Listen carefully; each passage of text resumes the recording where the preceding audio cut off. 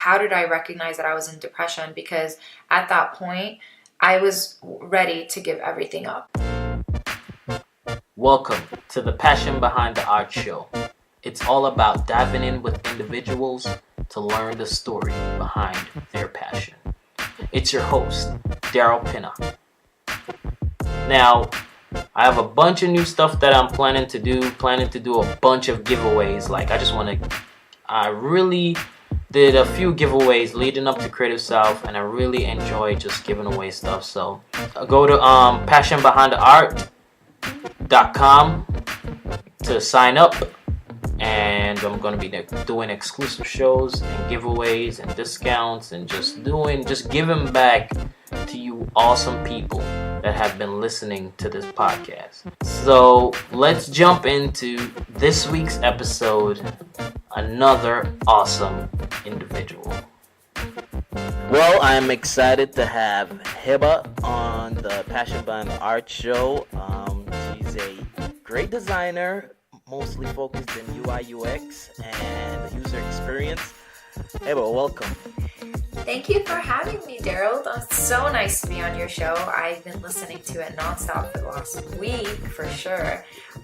It was lovely to get introduced to your podcast at Creative South, and I'm so happy to be here. Awesome. It's always surreal when I hear people. The stats tell me people are listening to it, but it's always surreal when a real person comes up to me and says, I listen to your podcast, and they like it, which it means a lot, trust me.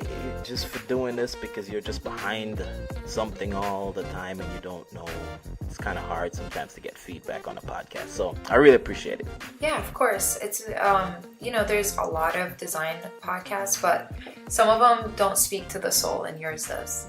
I will have to quote that at some point.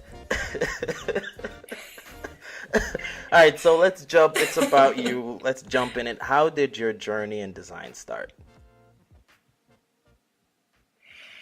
All right, so I have always been a creative person. Growing up, I've been interested in drawing. I've been interested in fashion. I've been interested in hand lettering, except I didn't know it was called hand lettering. And my first ever experience in design was when I started lettering people's names, like my classmates' names.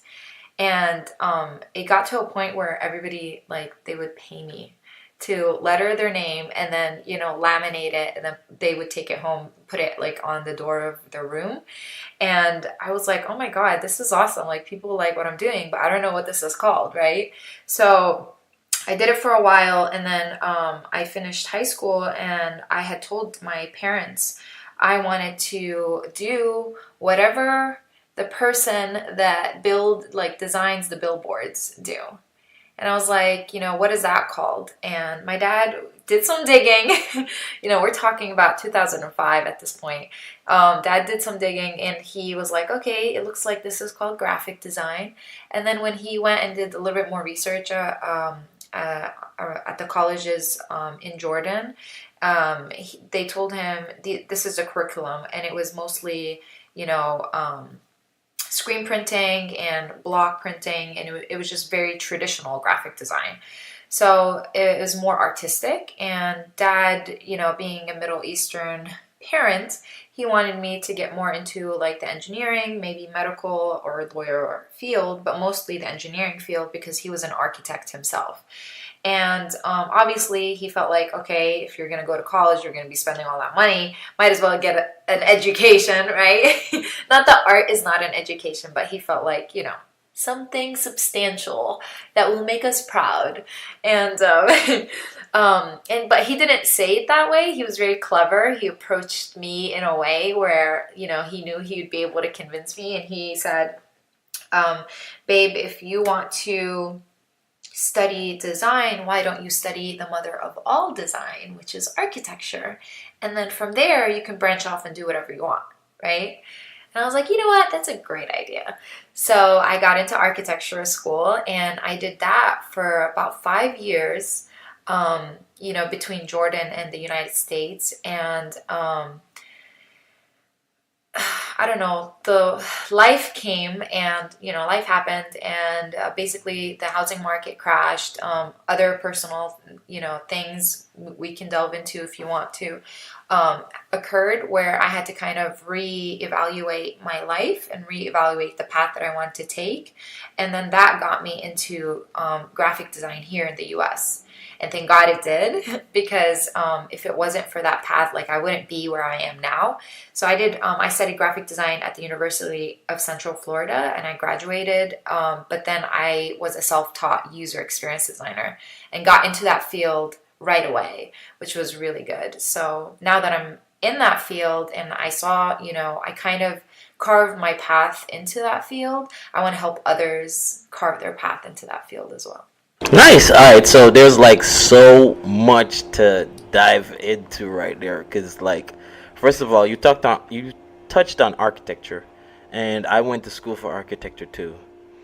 That's what I started. What? There's like this thing about for architecture and graphic design. I don't know what it is. I don't know if it's like you start into architecture, you're so used to drawing lines that you learn that you could do more than draw lines. That is just like this phenomenal moment. Oh my gosh, this is amazing. I want to switch. My Yeah, well, it's funny because you're not the first architect that I've spoken to. Like, there's so many people that start Yes. off in architecture, Yes. but architecture in the United States is not the same as architecture in the Middle East. I feel like getting into the field here, first of all, you get into the field, it's not as creative as you would like it to be. And then if you did get into like an agency that was a little more on the conceptual end, it's so hard, to get your thoughts and ideas out and then get them implemented. While as back in Jordan, or that's based off my experience. I don't know about other people's experience. If you get a house as a project, you get to play around with it, and there are no rules Right. except like the amount of space that you have on the land, and then you can do whatever you want, right?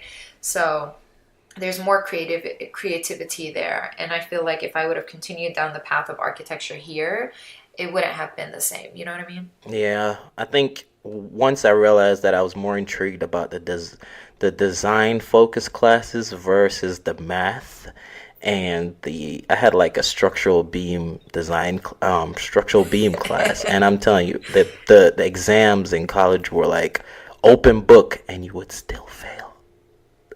I know. Oh my God. Horrible. Yeah.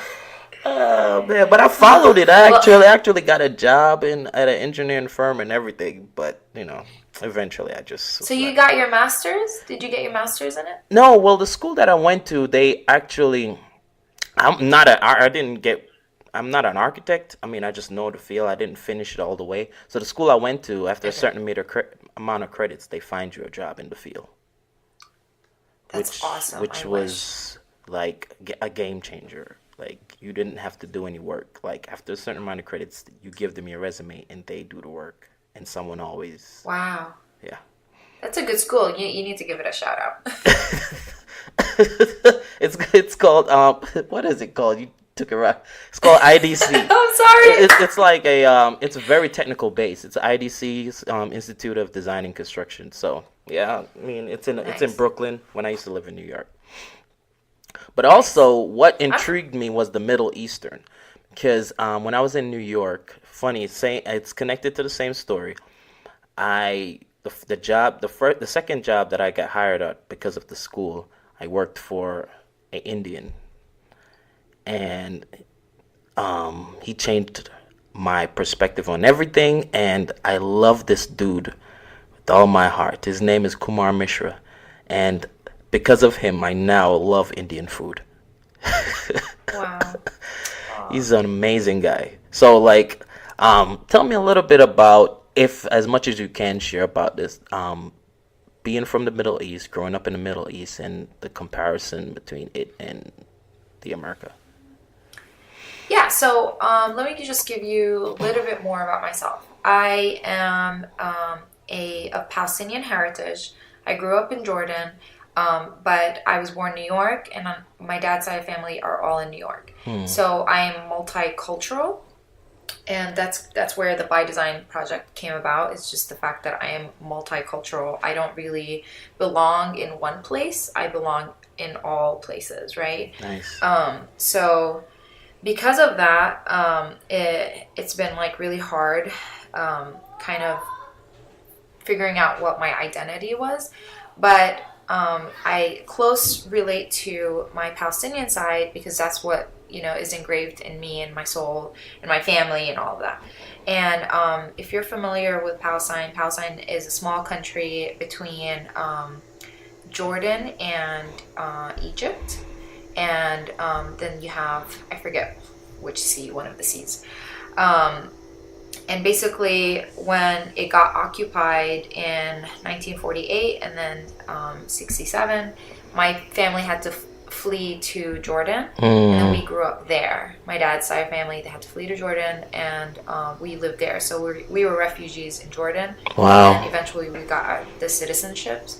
And my dad's dad was able to get a green card because he was in the military to move to the States. And he took his family eventually. My dad was already, he was one of the oldest kids, so he was already in college. He went to college in Egypt, then came back, got married to my mom, and found a job in Jordan as a city planner. So it didn't make sense for him to come to the States and then start all over, getting his like architectural license and everything. So out of all of my uncles, we were the only ones that lived in Jordan. And so I grew up there. But I grew up as a village girl who's living in the city. And every time I'd go visit family in Palestine, I'd be the city girl who's in the village. And, my dad sent me multiple times to live with my uncles for a while so I could learn the language. And that's where my English comes to play. So that's basically a little bit about me. But as for how is it different, Jordan is still a third world country, in my opinion. Not technology based because they have access to all internet, obviously, and all the good stuff, the social medias and everything. Right. But I think when it comes to the mindset, it's still behind a few decades, but it is on its way on the rise. And I lived in Amman, which is the capital. Amman for Arabs, and that is the most diverse city that I've ever been in. Wow. I went to an international school, and everybody in my class was half something from around the world. Wow. Greek, Dutch, Russian, whatever it is, they were all there. So I lived in a very multicultural environment for about 4 years, which was the best 4 years of my life. Obviously, like, not of my life, but during that time of my life in Jordan. And then I met my husband and we got married. He's of Palestinian origin as well, but he grew up in the States in Florida. So we moved here, and I've been here ever since. Okay, so you're not that far away. Okay, cool. Because I'm here in Georgia. No. All right, so... Oh, okay. Well, no. Now I'm in San Diego. Oh, you're in California now. Yeah, I'm in California now. Okay. Yeah. Okay. But we lived in Florida for about like 8 years. So now I've been here for 3. I thought it was I was trolling real bad. So I thought you moved from California to Florida, but you moved from Florida to California. Yeah, we've been in California for about 3 years now. Okay. All right. Got it. I love that you've been trolling. You're so cool. Well, you know what I mean? I want to at least have some idea because, it was cool to kind of have you reach out. So at least I got to learn something. Yeah, I'm glad. All right. So you're on this journey. You're now in California. You've taught yourself UX, UI design, and you are building this quote-unquote empire that you're trying to build. What would you say was the hardest struggle you had to overcome? Yeah, so this is a great question because I've had multiple struggles, but I think, yeah, I think the most how am I going to say this? The thing that I had to learn over the years that I did not pay attention to, and I think it was a struggle because it was such a blocker in my mind, is that I was working all my life to be successful in my career, that I took everything in my personal life for granted, right? So I felt like, in order for me to be successful, I need to be successful in my career, you know? Right. So no matter what I did in my personal life, that didn't feel like success, right? Because everybody around me, going back to like high school and then getting into college and then having to, switch fields, from architecture to graphic design, having to start all over. It took me about 10 years to get my degree, right?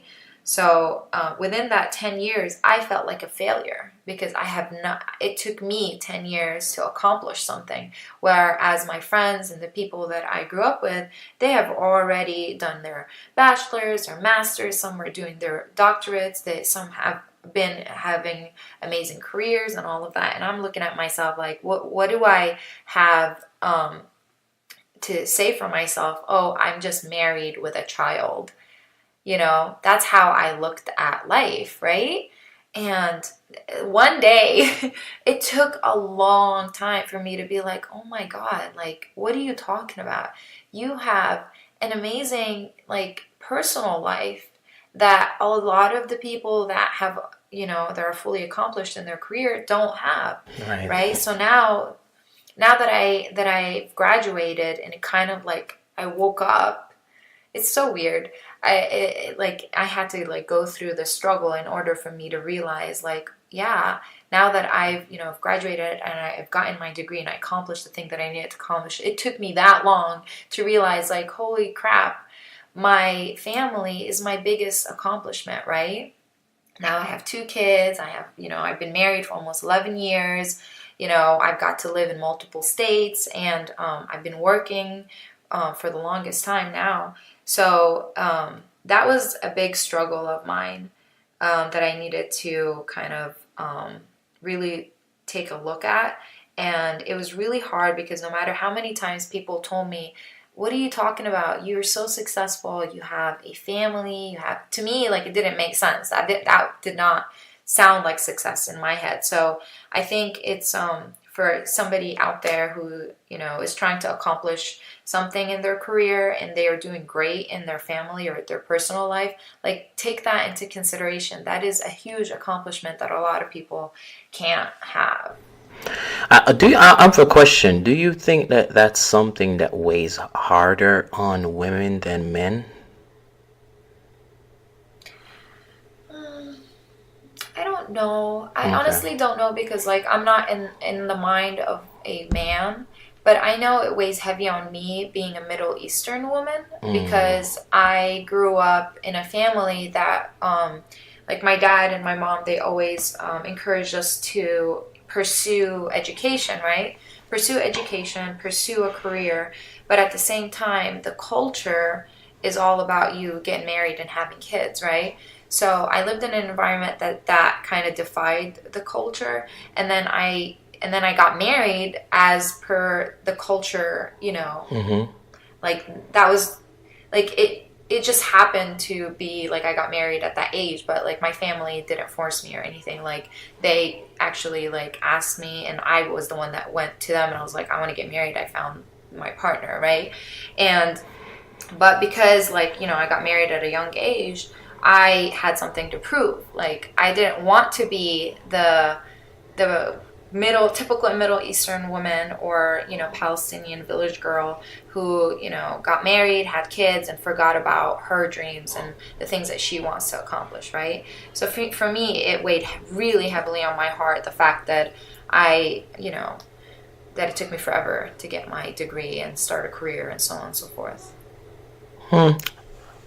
Wow, that's interesting. It's just because you're not the first person I heard say something like that. Like, they're just you kind of forget that. Because I've always said this from for me personally from day one. It was like my greatest accomplishment is my wife and kids. Like that's why I do everything. You know what I mean? Like I Yeah. literally have since I've gotten married, like I literally have no other reason for doing anything. Yeah, I mean, yeah, you get little likes here and there, and you get a little recognition here and there, but that's why I do everything. So when I hear and Did you get married young? I guess I've Sorry. been married for 11 years. This year will be 11 Oh, me years. too. Yes, this year in August. 2007? Yep, that's the year, boy. Nice, nice. July 9th is my wedding anniversary. July, okay. Yeah. We're Yeah. August 18th. Nice. Yes. Yeah, so like how old were you if you don't mind me asking, when you got married? I want to say 23. Yes. Okay. Yeah, I turned 20 the year that I got married. Hmm. And for me, like that's young. For my culture, that's like average, that's normal. But because, I don't know, I feel like I was so young. I don't know. I didn't understand the value of a marriage and a family and all that. I don't know. It's so weird, but Well, I I had mean, to but grow into that. it's okay because what I've learned is just like, especially doing this, it's like there's so much different intricacies to everyone's journey. There's like so much different Hmm. things, and all of it is based on culture. Most of it is based on like your Hmm. surroundings and the atmosphere you kind of build. Because like me, I wasn't born in the States, so some of the stuff you're talking about, I understand because it's a different mindset when you're not born in America and you come to America. You know what I mean? I know you were born here, but like because you've spent so much time outside of America, you kind of it's just different. You know what I mean? Your whole, especially when it comes to education, it's different. Like that's like outside of the U.S., that's like the way out. No, absolutely. I totally understand. And Yeah. that was one of the luxuries that I had, that I had my American passport. It was like a golden ticket, you know. I'd never had to experience having, to get visas or trying to get my foot in the door somewhere here. And, a lot of people struggle because they feel like in order for them to have a better opportunity or a better chance at life, they need to come to the US. That's true to a certain degree, right? So it feels like you kind of have to make your opportunities, not wait for them to happen or try to pursue. Right, right, Yeah, right. but definitely. That's the truth though, because you don't really realize that until after the fact that listen, actually can make a ton of opportunity outside of the U.S. Absolutely. Oh my God. Yeah. And then, yeah, now with the internet, you can be anywhere. Yeah, for sure. All right, so let's talk about the people that Heba surrounds herself with, her support system. Who would you say those people are? So, the most supportive person in my life that's put up the most is my husband. Obviously, my parents, they've been great supporters of mine, but my husband has gone through hell and back with me because of that mindset that I Mm, had. My mind was all about like is me, me, me, accomplish, accomplish, accomplish, career, career, career. I love you guys, but like I love my work more.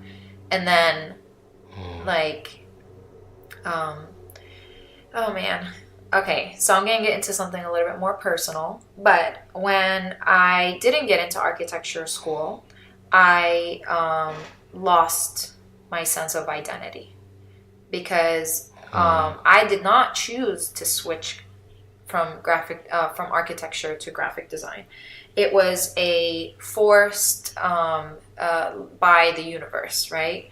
So when I was in architecture school in Valencia in Florida, I graduated from there, and then the closest school to me that had architecture was 2 hours away, USF, and my husband was like, okay, apply to that school and we'll figure out the commute. And I was like, okay, great. So this shows you how supportive he's been. And we had put off starting a family until I graduated from university because it would have been very difficult for me being in the architecture field, like, you know, all the studio late nights. It would have been hard to have family, like have a child on top of that. So at that point, we were married for about 2.5 years, and I submitted my application to graphic design to USF. And just to make a long story short, I did not get accepted into that program, and that was the only opportunity that I had. And the application process is once a year, and I had already finished all alternative classes, all of my requirements. There was nothing for me left for me to take. So to wait a whole another year to apply again was a waste of time, you know? So I had to finally let it go. I had to let it go. And I lost who I was. I was this person that was going to be an architect for the longest time. At that point, it's been 5 years since I've been studying architecture. And I've been working really hard to move forward. And I've been chipping at that wall, you know, and all I've done was like move just like a small little bit. And then all of a sudden that opportunity was taken away from me, right? So I lost my sense of identity, and then I had my child and my oldest son, and it was my decision. You know, we did it as a family, but like it was my decision because, you know, my husband was doing anything and everything to make me happy, right? So we had my child. So I went through losing my identity, and then I all of a sudden became a mom, a full-on mom. And all of a sudden, my life was about my child. And then that put me into postpartum depression. And the hardest thing about being in depression is not knowing that you're in depression. And what is really bad about being in depression, not knowing that you're in depression, is that it affects your relationships and it affects the people around you. And if they're not educated enough to know that you are hurting, and you're making bad decisions based off of that pain, it really destroys, you know, the relationships that you have, right? So going through that, and then having my husband support me through that, and having our relationship take a really big hit because of that, you know, and then it took me about a year and a half to get out of it. And that, how did I recognize that I was in depression? Because at that point, I was ready to give everything up. I no longer wanted to be a mom and a wife. I wanted to just pursue a career. I felt like what was stopping me was the fact that I had a family. And this is what I'm talking about when I say that I did not see my personal accomplishments as accomplishments. To me, they were secondary. And for somebody, you know, for somebody who's been only focused on career, that's not good. You know, like life is not just about work. Life is not about just like your passion. Life needs to be well-rounded. And taking, you know, my family for granted, obviously I was not in a healthy mental state, but taking my family for granted for that time, when I got out of depression, I realized like, oh my God, you know, when I was in a healthier mental state, when I was looking at my family, I'm like, oh my God, they're my biggest accomplishment. They're the best people that I have in my life. They are the reason for me doing anything else, right? That's how I recognized that I was in depression, because I looked back and I was like, oh my God, how was I thinking that way? And then I realized that I'm in a healthier mental state now, and back then I wasn't. And, you know, now we're talking, it's been about, my kid's going to turn 8 soon. So it's been about 8 years. And my husband has gone through thick and thin with me. So he has been my greatest supporter. You know, when I go to work, when I go to conferences, he takes care of the kids for me. You know, he's just a wonderful person, even though he's super accomplished himself. And we come from a very traditional culture. He's just different. He wants me to be happy, and in order for me to be happy, like, I need to like be creative and be surrounded by creative people, and, you know, just I don't know, do the things that I like to do. So he understands that, like, okay, Hiba needs her, you know, 1-2 hours away from the kids so she can be creative. So he'll take care of the kids or take them out or do something, you know. So he has been my biggest supporter, and basically, in a nutshell, that's the story. That's awesome. What's his name? His name is Abdo. Just the first. Yeah. Abdo. ABDO or AB. I call him AB. Abzo? Yeah. Or AB. Shout out to Abzo. Shout out to Abzo. All right, so that is amazing. That is I'm pretty sure a lot of people can relate to that, because you see the goal and you're just doing your best to try to get to this goal, and it's like anything you feel like anything is slowing you down, you're just like, I want to shed it off, I want to rip it off because I need to get to this goal. And sometimes it seems like your family is that thing that's either holding you back, but honestly, as you know now, it's actually probably one of the most greatest driving forces out there. Yeah, absolutely. So yeah, my kids are amazing too. Like my oldest is very creative. He wants to get into the gaming industry, and it's fun because once I found graphic design and kind of got out of my funk, I started incorporating him in a lot of my projects, and now like he loves to draw, he loves to like create things, and I just like to encourage him to work on his logo. So he has a little brand called Aiden versus World, and like I'm starting. Yeah, that is epic. Yeah, I'm starting young with him, so so he's like learning. Like he's drawn different variations of his logo. The first time he filled out a whole A1 page, which is an 8x11 page, and then I was like, okay, mommy, how can we simplify that a little bit? And then the next version was just like the one item, and then the next version was, it was just cute. He's done multiple versions. It's the same way, it's the same process as when you're designing any logo. And it was interesting to kind of explain to him what a logo was. So that was pretty cool. Wow.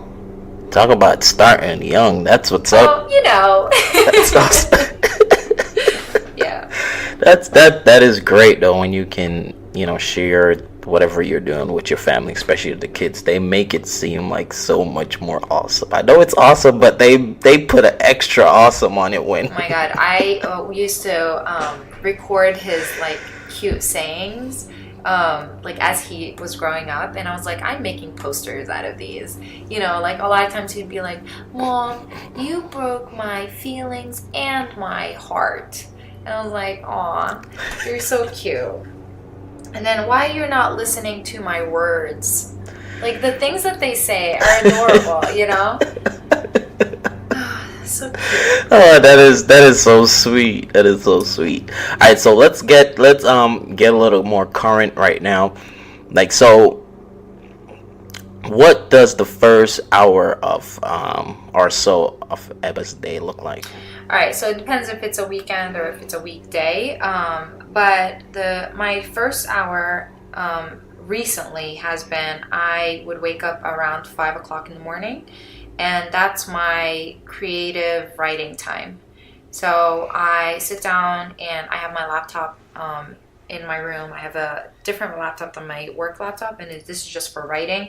And I sit down and I've been writing a lot of the things that I've been learning lately, and writing down the conversations that I've been having recently about, getting into the field, internships, what's the difference between a candidate who is applying for an internship versus a candidate who is applying for a junior position, things that are going to help up-and-coming designers. That's been my focus lately. So that's what I've been trying to do, because I feel like in order for me to break into building authority in the design world, I need to write more. So lately that's been my first hour. Before that, literally was waking up, getting ready for work. But it takes an hour to do that. But I don't have time in the day. I commute 45 minutes to work, going and coming. I come home and I have to make food for the kids, and then afterwards I have to help them with homework and then put them to bed, and then we're exhausted, so we go to bed early.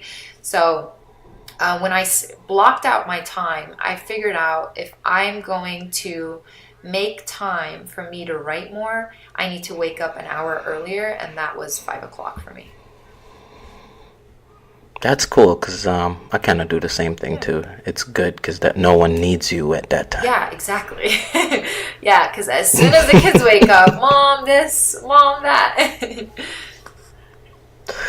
Especially for a mom, yeah, you need that because otherwise, once they're up, your day is shot. Absolutely. Yeah. The weekends is our family time. Weekends is movie night. Weekends is, going out to the park. And I don't know if it's a generation thing, but at least my kids, like, they understand, during the week, it's all about, going through the motions of the week. And then our time is weekend time, Friday night and then Saturday and Sunday. This is our time to kind of spend time together. Right. We play a lot of video games here. God of War just came out, so we'll be hitting that this weekend. Yeah, so we played it. That's we like cool. to play together. So one plays and we all watch, and then it's super fun. He's 8 years old now, so he knows. He's been knowing how to play forever. Minecraft was his biggest game for sure. I forget what's the other game that's similar to Minecraft, but it's like also a shooting game. They drop you off on an island. It's kind of like Hunger Games. I forget the name of the game. But that's another one he's been into now. And then, yeah, we're playing God of War today. Wow, that sounds like so much fun. I'm probably gonna have to start that playing video games. That'll get my opportunity to get some video gaming in because I don't. It's crazy. My roommate, he brought a game console, like the old school Nintendo 64, and we were playing What? Mario Kart. I'm not sure. Did you see over there by Logo Wave? They had like a gaming thing set up. That was who my roommate was, the dude that runs Logo Wave at Creative South. Oh, that's Kyle. I did see that. I just didn't know Yeah. they had that set up. Yeah. I participated in Logo Wave. I lost, but whatever. I did it for fun. I haven't done a logo in forever. It was just for the experience. It was so much fun. I sat next to Brian, and literally we're supposed to be competing, but we're sitting there like, hey, you need to do this to your, why don't you do that? Have you thought of doing this? It was so cool. It was like a critique session. It was so much fun. I loved it. But I didn't see the gaming console. That would have been fun. I think, you know what? They need to start like a little corner of video gaming competition. What? Yeah, we could. That would be so much fun. We could pitch that in the Slack channel to. Right? For sure. Oh my god, that would be so much fun. Oh, that is amazing. So, what is that one thing, that one item, one gear that you cannot live without? Ah, man. It's a great question. Can it be technology? Sure. I live by my phone. I know this is a cliche Who answer, doesn't? Yeah. It is definitely my phone for sure. If I'm with my kids, it is a lifesaver. For traveling, it's a lifesaver. It's my lifeline. Yesterday, I forgot my phone. We went out for ice cream. I forgot my phone. I felt like a limb was missing the whole time. It's really bad, actually. This is not healthy. But yeah, absolutely. My phone.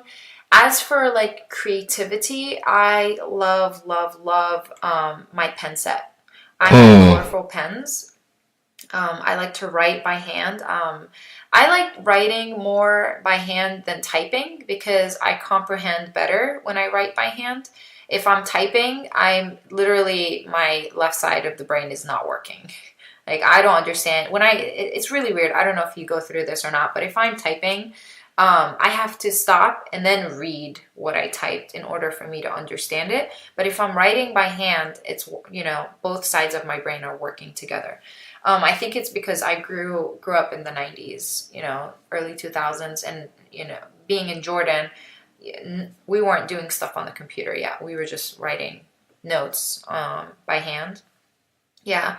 So my colorful pens, because, I like to take notes, colorful notes that each color represents something, is a title, paragraph, I don't know, important idea. Yeah. So it's funny because at work I have a notebook that's just like for meetings. And it's just for me to take notes so that I can refer back to, and like I build to-do lists in. Everybody looks at my notebook and they're like, "Oh my God, your notebook looks so pretty." I'm like, "Really? This looks like a loaded mess to me." And yeah, it's just all those years writing, you know. That is cool. Yeah. That is cool. So, what's in the horizon for HebaH? Absolutely. So the project that I'm working on is called HebaH TV.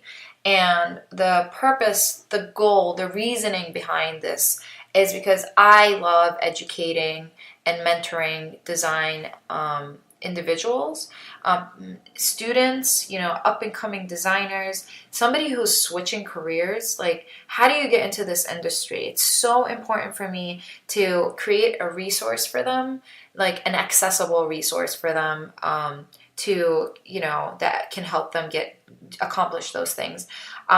Because I've gone through my journey where I was in school for the longest time ever. I kind of I was in school, but I was like really into school because I've spent the 4 years not caring. And then the last, chunk, being surrounded by people that don't care, but I really care. And it was just more about me, like, I need to get my job as soon as I get out of school. So I kind of hacked it. And I wanted to kind of spread that message around to other people who want to get into the industry. So right now I've been, mentoring students. I've been mentoring a few individuals who are switching careers, and giving them tools and tips on how to get into the industry, whether it's building their portfolio or making their resume stand out. How do you stand out in social media? How do you build an online brand that will help you attract opportunities?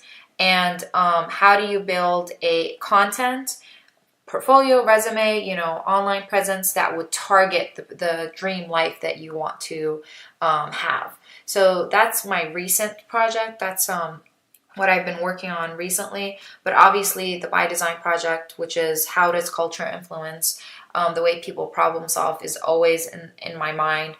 It's just on hold for right now, but if you guys want to go check it out, then go to HebaHdesign.com.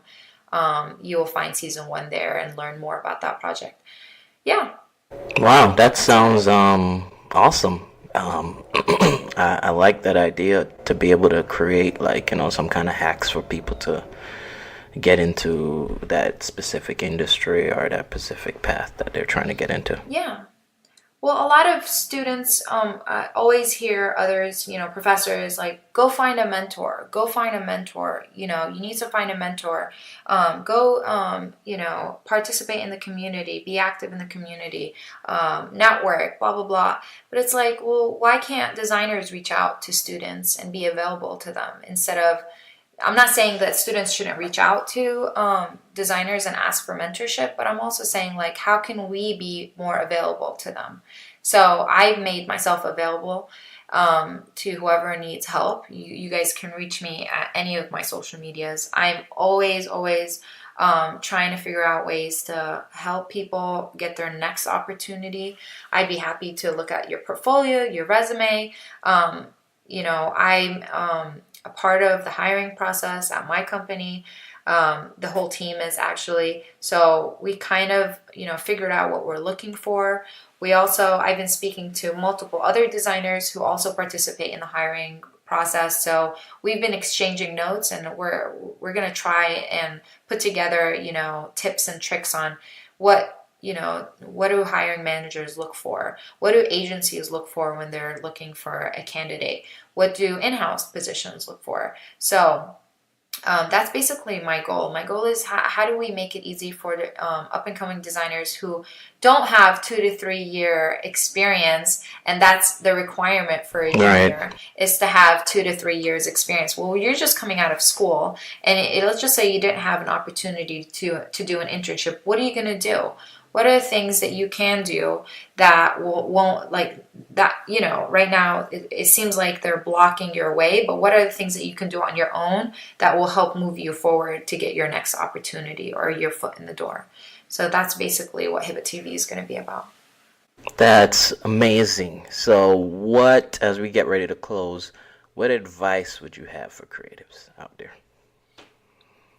My advice is, if you haven't found your passion, the most common tip or the most common advice that I've heard from other designers is you need to dabble in the different creative fields. It's all about trial and error in order for you to find your passion. And if you found your passion, then focus on that passion and make sure that everything that you do is about that passion. So you need to figure out why you're so passionate about that field, or the art style, or whatever it is, and then always think about that when you're moving forward in projects or when you're taking another step in your career. So that's my biggest advice. Amazing. How can people, I know you've mentioned, so mention it again, how can people go to find HebaH and learn what you're doing? Yeah, so I am on Twitter and Instagram at HebaH TV. Also at HebaH by Design. You can find me on Dribble at HebaH. Amazing. This was great. This was so Thank you great. for having me. Thank you so much for having me. It was really nice. It was really nice to get to know you too. We still need to chit chat and talk, like for reals though. Yes, for sure. We have a little bit, a lot in common, more than I did. It's crazy. Yeah. No, I love that. You're going to have to be one of my guests on the By Design show, because it's all about the fact that we're so different, but in reality, we have so much in common, right? Yeah. That is a fact. But for now, I'm gonna let you go. But HebaH, thanks so much. It's been awesome hearing your story. Very inspiring and moving at the same time. Thank you. Thank you for having me. All right. Have a blessed day. All right. Thanks for listening to this week's episode. Go to passionbeyondtheart.com to learn more about what's going on and to be a part of the Facebook group, the giveaways, and much more, especially the in-depth shows that's coming up. Those will be exclusive shows. They'll be very in-depth to a particular subject matter. All right, so go to passionbeyondtheart.com. Be blessed.